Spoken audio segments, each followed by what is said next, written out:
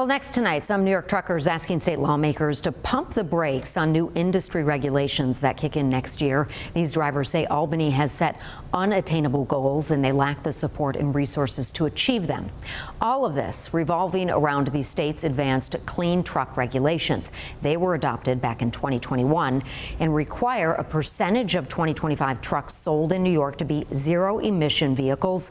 That percentage goes up each year for the next decade, and people within the trucking industry holding a meeting today asking for changes to these requirements. I spoke with truck drivers, and I also got a statement from the DEC. Delivering today.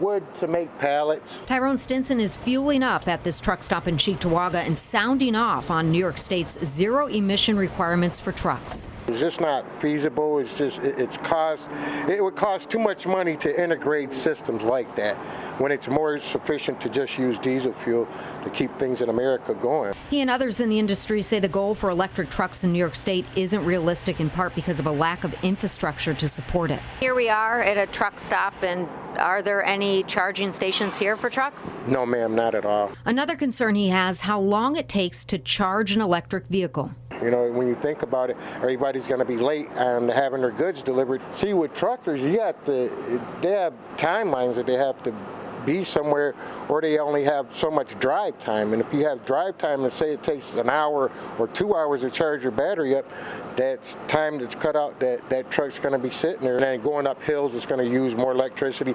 And in the winter time, it's just not going to work because they don't hold heat. The Trucking Association of New York and members of the industry echoing those same concerns Thursday and calling on the state to change its timeline and requirements.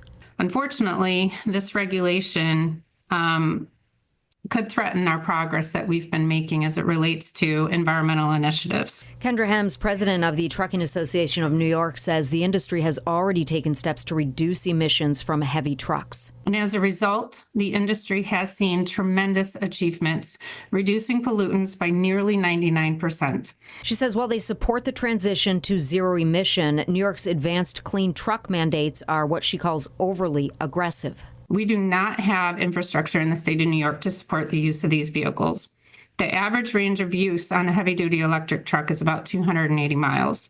And since the rule was adopted in 2021, New York has not installed a single publicly available heavy-duty charger. And she says cost is a major concern, with the average price of a new clean diesel truck ranging from $180,000 to $200,000.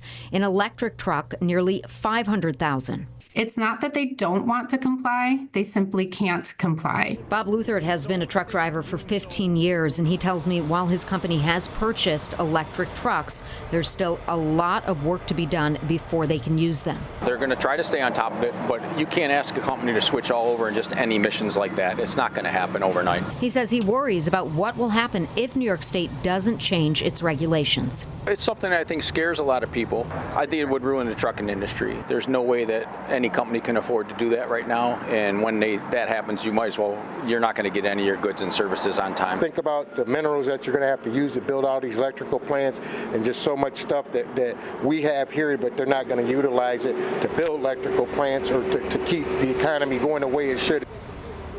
Now, I did hear back from the DEC just a short time ago, and they say, in part, quote, it will be proposing new regulations that include more flexibilities and would not require compliance determinations until March of 2029.